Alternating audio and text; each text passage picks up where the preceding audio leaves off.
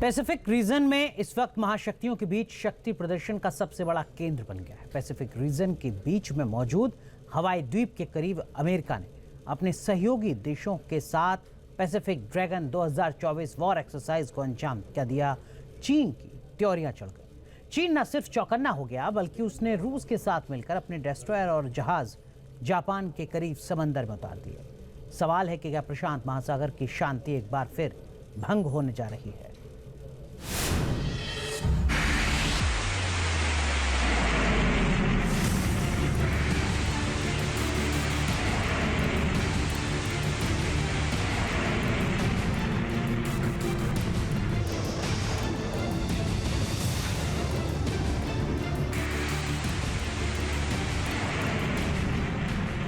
प्रशांत महासागर की शांति बारूदी धमाकों से भंग हो चुकी है, क्योंकि दुनिया के सबसे बड़े महासागर के बीच में मौजूद हवाई द्वीप के करीब दुनिया की बड़ी शक्तियां बारूद बरसा रही हैं।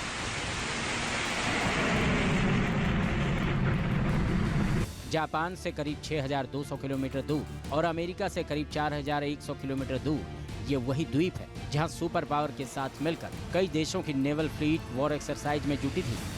अमेरिकी थर्ड फ्लीट के मुताबिक अमेरिकी नौसेना और मिसाइल डिफेंस सिस्टम ने बीते 29 जुलाई से इस इलाके में अपने सहयोगी देशों के साथ मिलकर पैसिफिक ड्रैगन वॉर एक्सरसाइज को अंजाम दिया।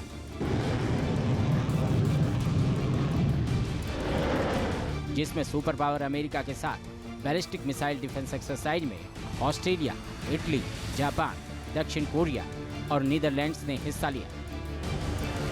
हवाई आइलैंड में इस वॉर एक्सरसाइज को अमेरिकी थर्ड फ्लीट ने होस्ट किया था, जिसका मकसद पैसिफिक सी में सहयोगियों के साथ भागीदारी को बढ़ाना था।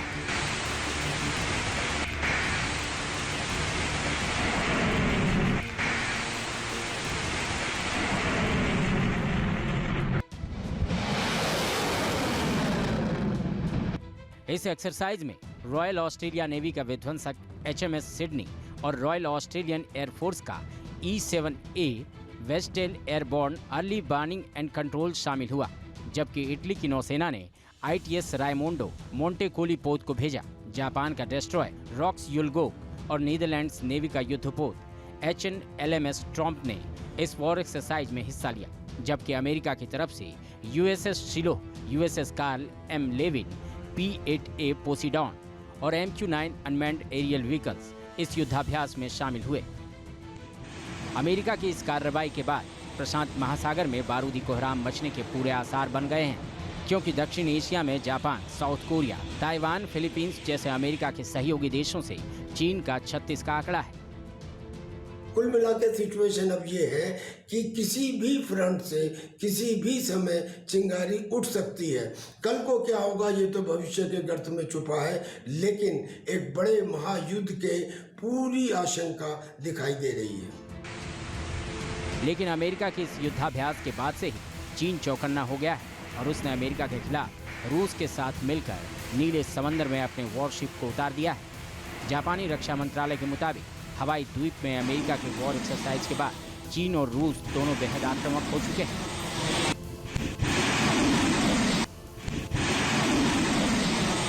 जापान रक्षा मंत्रालय के मुताबिक 6 चीनी जहाज और 5 रूसी जहाज पूर्वी चीन सागर की ओर बढ़ने से पहले जापान के ओकिनावा आइलैंड और मियाको आइलैंड के बीच देखे गए। चीन और रूस की इस नेवल फ्लीट में दोनों देशों के डेस्ट्रॉयर भी शामिल थे।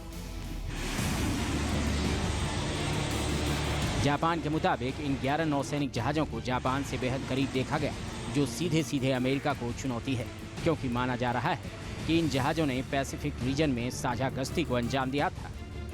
पश्चिमी प्रशांत महासागर का हिस्सा, जिसे साउथ चाइना सी भी कहा जाता है, चीन उसे अपनी बपौती समझता है।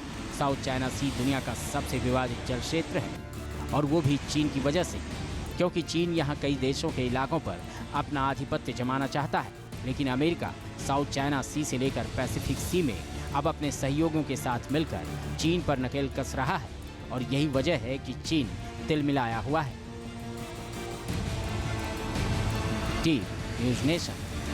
न्यूज नेशन अब व्हाट्सएप पर खबरों के ताजा अपडेट के लिए न्यूज नेशन के इस QR कोड को स्कैन करें।